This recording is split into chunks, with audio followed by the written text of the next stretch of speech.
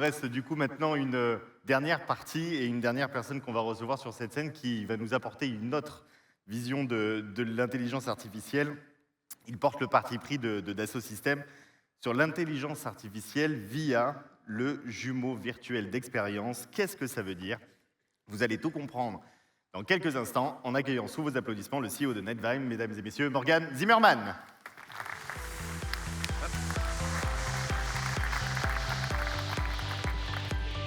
Génial, merci beaucoup. Alors je dois dire être très fier d'avoir été invité par Laurent et devant cette audience d'entrepreneurs et de pouvoir partager avec vous quelques partis pris. Je vais commencer par essayer de ne pas paraphraser ce qu'a dit Laurent. Nous, on ne fait pas d'IA. En tout cas, on ne fait pas de l'IA pour faire de l'IA. L'IA, c'est un moyen. On fait des processus métiers industriels augmentés par l'intelligence artificielle. On fait du modeling et de la simulation et de la data élevée par l'intelligence artificielle. Ce n'est pas anecdotique comme remarque. Et vous allez le voir dans ce que je vais vous présenter. Alors, 2 ou 3 points de concept. Nous, chez Dassault Systèmes, ce qu'on fait, c'est on aide nos clients à aller du monde du produit, la voiture, au monde de l'expérience. Tesla ne fait pas des voitures. Et vous savez quoi, on ne va pas parler de la théorie de l'économie de l'expérience aujourd'hui parce qu'on n'a pas le temps. Mais ce qu'on a vu chez nos clients, qui est beaucoup plus intéressant, c'est quand on conduit ce genre de transformation, le vrai enjeu, c'est de reconnecter les hommes. C'est comment fait-on pour transformer une société qui fait des voitures à des services de mobilité pour reconnecter l'after-sales, l'ingénierie, la compta, la finance dans des nouvelles manières de travailler. C'est l'entreprise générative. L'entreprise au sens noble du mot entreprise, au sens projet. Comment on réorganise l'organisation pour conduire des projets transformatifs dans l'entreprise. Pour faire ça, nous, on a un véhicule. On appelle ça le jumeau virtuel d'expérience. Et puis quand je vais utiliser le mot à peu près 63 fois entre maintenant et la fin de cette présentation, je vais peut-être vous dire ce que c'est. Le jumeau virtuel d'expérience, c'est fait de mettre au même endroit 3 choses. La meilleure abstraction, la meilleure représentation du produit, de l'usine ou de l'entreprise. Alors évidemment, nous, on s'appelle Dassault Systèmes. Alors souvent, c'est de la 3D. Mais enfin, ça peut être des ontologies ou des modèles systèmes. Toutes les données du monde réel qu'on vient capter, qu'on vient projeter sur ces modèles, et les hommes et les process. Mais il faut que je vous en dise un peu plus. Si je mélange les modèles et les données, pour faire une analogie dont vous allez peut-être me pardonner, ou pas d'ailleurs, la simplicité ou la naïveté, c'est Google Maps. Si je vous donne dans cette salle un fichier Excel avec des emplacements de restaurants, et puis que je vous donne un autre fichier Excel avec des emplacements de fleuristes, et je vous dis trouvez-moi un resto à côté d'un fleuriste. Bon, il y a quelques geeks qui vont y arriver, mais sinon c'est compliqué. Mais si c'est sur la carte, c'est simple. Eh bien, imaginez, vous travaillez sur un produit ou sur une usine. Vous avez d'un côté des données de coût, des données de poids, des données de qualité, des données de stress, des données de requirement, des données de réglementation, dans des systèmes séparés. C'est un peu pénible. Si c'est projeté sur le modèle numérique, c'est contextualisé par nature, et tout le monde dans l'organisation, qu'il soit acheteur, qu'il soit financier, qu'il soit avocat ou qu'il soit designer, a la même compréhension. Là, on a un sujet data. Parce qu'évidemment, pour pouvoir projeter les données, il faut pouvoir les collecter. Les données, on en a parlé déjà un peu, c'est du texte, des chiffres, de la 2D, de la 3D, des images, des vidéos. Et on a développé des tas de technos pour aller chercher tout ça partout. C'est pas ça qui est intéressant. Sur la techno, il n'y a qu'un truc dont je veux vous parler. C'est la gouvernance. Eh bien oui, faire de l'IA avec des geeks dans un laboratoire, c'est vachement facile. Mais faire de l'IA dans des industries régulées, c'est beaucoup plus compliqué. Parce que si vous devez certifier un avion ou un médicament, et que vous voulez utiliser l'intelligence artificielle, il y a quand même intérêt à ce que vous sachiez au moment où vous avez pris une décision quelle était la version du modèle qui a tourné, qui avait appris sur quelles données. Donc si on fait de l'intelligence artificielle à l'ère industrielle, pour compléter ce que vient de dire Thierry, il faut que la gouvernance soit built-in partout. Maintenant, je passe sur la droite de mes 3 sujets, les hommes et les process. Alors là, pour être clair, le sujet, c'est d'éliminer le mail. Si on fait des trucs super sur l'intelligence artificielle, qu'on vient découvrir, faire de la maintenance prédictive, pour ensuite envoyer un mail, on ne peut pas dire qu'on est rentré dans le monde du digital. Parce qu'en fait, ce qui est intéressant, c'est de pouvoir passer directement de l'événement, du trigger, à la décision, puis pouvoir le faire de façon continue, de façon à ce que la décision qu'on a prise, la raison pour laquelle on l'a prise et l'impact de la décision qu'on a prise, elle-même régénère les données qui permettent de faire de l'apprentissage continu. Donc il faut un lien continu entre les éléments de projection qui permettent de contextualiser les données qu'on va pouvoir extrapoler notamment avec de l'IA, et la façon dont on va orchestrer les méthodes de travail entre les hommes des différentes organisations. Et donc là, nous, on a considéré que pour faire ça, il fallait tuer le mail, mais il fallait aussi tuer Excel, et puis il fallait aussi tuer les post-it, et puis il fallait aussi tuer les outils de gestion de projet pour tout rassembler dans des expériences de collaboration qui permettent de reconnecter les hommes entre elles. Alors, je vais vous montrer une première illustration de ça au travers d'un programme qu'on a lancé pour un grand constructeur automobile qui nous a posé une question, initialement, qui avait l'air vachement simple. La question, c'était, est-ce qu'on sait mesurer l'impact de la volatilité du coût des matières sur notre business? À toutes les échelles. À l'échelle du milliard, c'est le budget. À l'échelle des dizaines de millions d'euros, c'est l'échelle du fournisseur. À l'échelle des milliers d'euros, c'est l'impact à la maille de la voiture.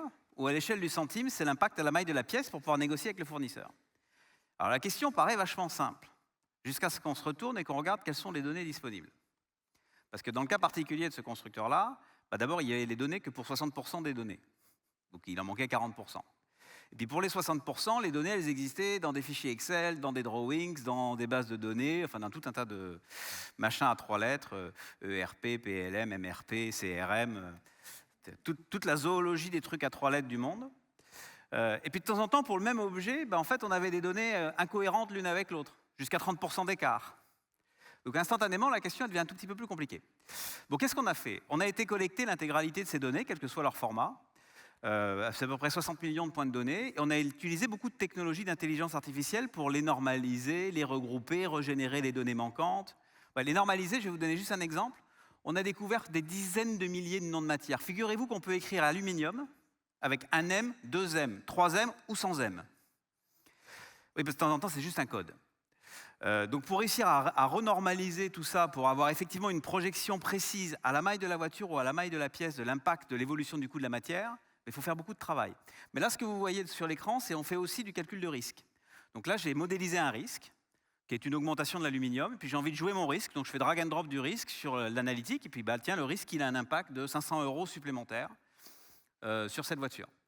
Bon, puis je peux aller chercher quelle est la voiture qui est la plus impactée. C'est une voiture électrique. C'est 3 500 € d'impact, la volatilité du coût de la matière sur cette voiture. Les ordres de grandeur sont assez exacts en 2022. Après, ce que je peux avoir envie de voir, c'est de comprendre, tiens, quels sont tous les composants qui sont en aluminium et qui sont impactés par mon risque.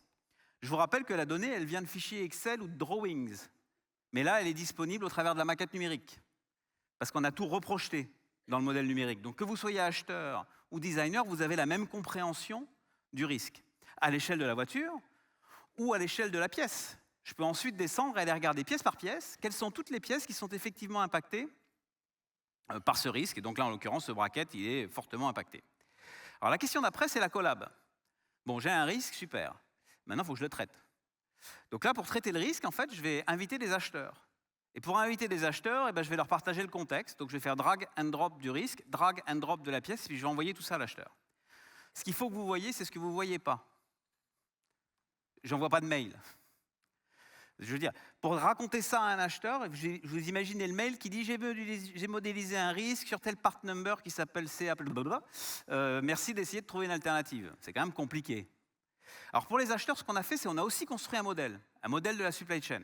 C'est-à-dire qu'on a reconstruit où sont les fournisseurs, où sont leurs usines, quelles sont leurs dépendances sur des facteurs macroéconomiques locaux, quelles sont les pièces qu'on achète à chacun de ces fournisseurs qui vont impacter quelle voiture.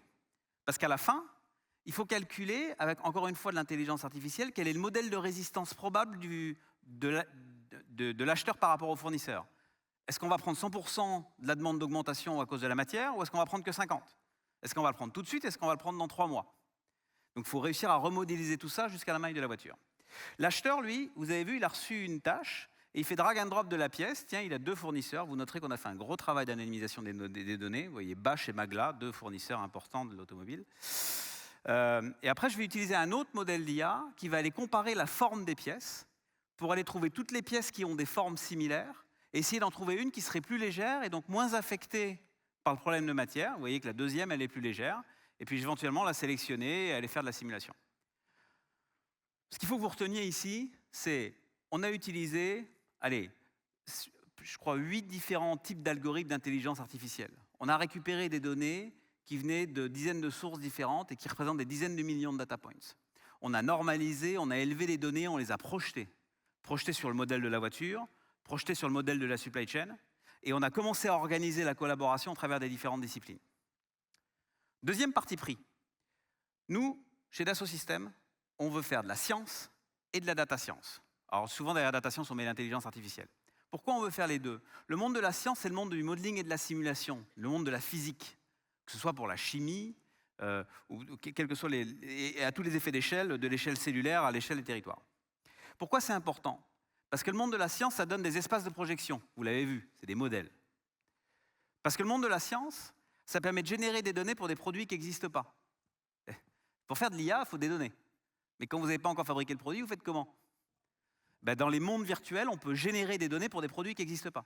On peut générer des produits pour des conditions d'usage, des produits dans lesquels on n'a pas envie de mettre des vrais pilotes. C'est intéressant de faire des usages un peu extrêmes pour générer des données. Et puis on peut utiliser les lois de la physique pour aller faire du fine-tuning des modèles d'intelligence artificielle. Aller calibrer les modèles d'intelligence artificielle. Donc la combinaison science et data science ouvre un champ d'opportunités gigantesque. Je vais vous donner 3 exemples d'instanciation de tout ça. Le premier autour de la planification stratégique. Vous êtes maintenant tous familiers avec l'interprétation du langage naturel. ChatGPT, Thierry vient d'en parler. Et effectivement, ça change profondément les modèles d'interaction entre les hommes et la donnée. Mais nous, ce qu'on pense, c'est que si on veut essayer de comprendre ce qui se passe dans le monde, si on veut essayer de comprendre ce que pensent ici les clients d'un produit, en l'occurrence, on travaille sur des voitures, il faut plus que de l'interprétation du langage naturel. Il faut un modèle de représentation. Ici, une ontologie. Si je veux être en capacité d'interpréter les feedbacks de mes consommateurs pour savoir ce qu'ils ont pensé de leur expérience dans la concession, de leur expérience de la configuration de leur voiture, de leur expérience dans la livraison de la voiture, si je veux être en capacité de comprendre ce que disent mes consommateurs sur mes produits, mais aussi sur ceux de mes concurrents, pour essayer de comprendre mes lignes de force, mes lignes de faiblesse, il faut être en capacité de projeter ce qu'on interprète du consommateur dans ce qu'on appelle des ontologies. Ce que vous voyez à l'écran, c'est des ontologies. Et nous, on a acheté il y a 3 ans une société qui s'appelle Proxem, qui est un moteur génératif d'ontologie, qui permet de générer les ontologies de nos clients pour construire les espaces de projection qui permettent de faire ces analyses. Et là où on parle le plus souvent des grands modèles de langage, les LLM, c'est ce qui permet de faire tourner ChatGPT, Mistral, Claude, dont Thierry vient de parler. Nous, on parle beaucoup des industry language models. C'est les grands modèles de langage élevés par des ontologies pour pouvoir passer des lettres aux chiffres, parce que quand même les chiffres et les tendances, c'est quand même plus pratique pour décider. Deuxième exemple que j'avais envie de vous donner, c'est dans le cadre des grands projets d'infrastructure. On a un de nos clients qui s'appelle L&T Energy qui fait des plateformes pétrolières. Et leur sujet, c'est de livrer dans le délai, dans les coûts. Voilà. Une plateforme pétrolière, ça vaut 1,5 milliard. Il y a 150 millions de pénalités s'ils ne livrent pas dans le délai, dans les coûts. Sauf que les données des projets, en fait, elles sont globalement cachées dans des systèmes d'information. Elles sont cachées dans les données des capteurs sur le chantier de construction, les drones, les RFID. Elles sont encore cachées dans des trucs à 3 lettres, les MRP divers et variés. Et nous, ce qu'on fait, c'est qu'on vient capter l'ensemble de ces données pour les projeter dans un jumeau virtuel d'expérience. Alors, c'est quoi l'enjeu? En fait, l'enjeu, c'est un enjeu de pilotage de programme. C'est de synchroniser des processus asynchrones. Quand vous êtes sur un grand projet de construction, en réalité, vous avez des processus d'achat, des processus d'ingénierie, des processus de construction qui sont totalement asynchrones les uns avec les autres. Et si vous voulez livrer dans le délai, dans les coûts, il faut tout synchroniser. Il faut savoir que vous avez acheté un équipement il y a 6 mois, mais pas de peau, vous venez de changer le design, donc l'équipement il n'est plus applicable. Le plus tôt que vous le savez, le mieux c'est. Et pour faire cette synchronisation-là, qui est un exercice extrêmement difficile, les ordres de grandeur, c'est des centaines de milliers de tâches, voilà, c'est des millions de pièces. Et nous, on considère que le jumeau virtuel, c'est ce qui permet de créer cette représentation commune. Là, vous avez un exemple, on est en train de naviguer sur les états d'avancement et d'allocation des pipes. Je ne sais pas dire pipe en français, moi, tiens. Des pipes, voilà. Comment? Des tuyaux, merci. Des tuyaux. Et puis à tout moment, je peux dire, tiens, j'ai envie de regarder dans mes tuyaux, quels sont ceux qui n'ont pas encore été achetés? Alors là, ça tombe bien, j'en ai qu'une, c'est une valve. Et puis je vais redescendre directement sur la valve dans la maquette. Mais vu l'utilisateur sur la valve dans la maquette, en un clic, je vais accéder à toute la documentation qui est associée à la valve. Que ce soit le bon de commande, là, il n'y en a pas, il n'a pas été commandé celui-là. Mais les tests à réaliser, les requirements, toute la documentation, elle est accessible directement depuis la maquette. Je n'ai pas besoin de me connecter à 5 systèmes différents. Et puis là, pour lancer les actions, je le fais aussi depuis la maquette. Je ne passe pas dans le mail ou je ne passe pas un coup de téléphone. Donc j'ai vraiment complètement intégré les modèles de collaboration autour de centaines de millions d'événements de grands programmes. Un des effets de bord intéressants de ça, c'est que du coup, aujourd'hui, on a livré à peu près 25 milliards de dollars d'infrastructures avec LNT, c'est 15 programmes. Et ces 15 programmes nous servent de base d'apprentissage. Donc maintenant, on est en capacité sur tous les nouveaux programmes de calculer par avance l'ensemble des tâches ou des systèmes qui vont être en retard pour lancer toutes les bonnes actions préventives. Ce n'est pas tant l'action préventive qui compte ici. En fait, ce qui se cache derrière ce que je vous présente là, c'est du partage de connaissances. Vous avez un nouvel ingénieur qui vient d'être embauché sur un nouveau projet. On lui génère une alerte en lui disant « Attention, tu as un risque de retard sur telle pièce » et en 2 clics, il a tout le parcours de ses ancêtres, puisqu'en 2 clics, il va savoir pourquoi il y a eu des retards équivalents dans les programmes précédents, comment mes collaborateurs ont traité ce type de retard dans mes programmes précédents. Donc en fait, quand bien même il vient d'être embauché, l'histoire de l'entreprise, l'ADN de l'entreprise, la connaissance de ses pairs, elle est cachée, elle est révélée au travers du jumeau virtuel d'expérience. Le dernier exemple que j'avais envie de vous partager, c'est quelque chose qu'on fait pour nos clients industriels de toute taille, les très grands, mais aussi les tout petits. Les grands clients industriels font souvent quand même des produits avec de la 3D. Alors nous, on s'appelle Dassault Systèmes, donc on fréquente plutôt que des gens qui font des produits avec de la 3D. Mais c'est assez intéressant de constater que la 3D, on a des clients qui génèrent plusieurs fois la même pièce avec des part numbers différents, ou parce qu'ils ont fait des acquisitions dans le passé. Et donc globalement, si on regarde un peu dans le détail, il y a ce que nous on appelle le chaos. Et donc la première raison pour laquelle on va utiliser l'intelligence artificielle, c'est peut-être un peu prétentieux, mais pour transformer le chaos en ordre. Donc on va faire de l'analyse de similarité des pièces pour aller faire de la classification automatique de toutes les pièces et essayer d'éliminer les doublons, ou essayer de sélectionner, quand on achète 2 pièces équivalentes, plutôt la moins chère que la plus chère. Et je vous assure qu'on a beaucoup d'exemples comme ça. Une fois qu'on a fait ça, on va armer l'acheteur. Donc là, ce que vous voyez, c'est l'écran de l'acheteur. Donc le premier écran, s'il regarde combien il dépense, ça c'est facile, ça c'est plus dur. Chaque bulle ici est une opportunité d'économie qui a été calculée par des moteurs d'IA. En gros, c'est dans la bulle que j'ai sélectionnée, il y a 4,5 millions d'économies potentielles, parce qu'il y a des pièces qui ont été calculées comme étant équivalentes avec des écarts de prix gigantesques. En l'occurrence, vous voyez, c'est des moteurs. Il y en a qu'on achète à 850 € et d'autres qu'on a calculés comme étant équivalents qui existent à 250 € dans la base de composants déjà achetés. Donc non seulement on automatise l'identification de ces opportunités, mais on va aussi permettre à l'acheteur d'aller comparer dynamiquement ces moteurs-là. Et pour faire cette comparaison-là, on va évidemment comparer la 3D, mais comme on a normalisé toutes les données, on va comparer toutes les caractéristiques. Donc pour l'acheteur, en 2 clics, il voit les opportunités, il voit la rationalisation des opportunités d'économie, il voit tout le patrimoine de ce à quoi il a acheté pour aller chercher de l'économie, il peut regarder ses historiques de commandes, ses historiques d'incidents, et il peut déclarer une opportunité. Parce que figurez-vous qu'un acheteur, ça ne décide de rien.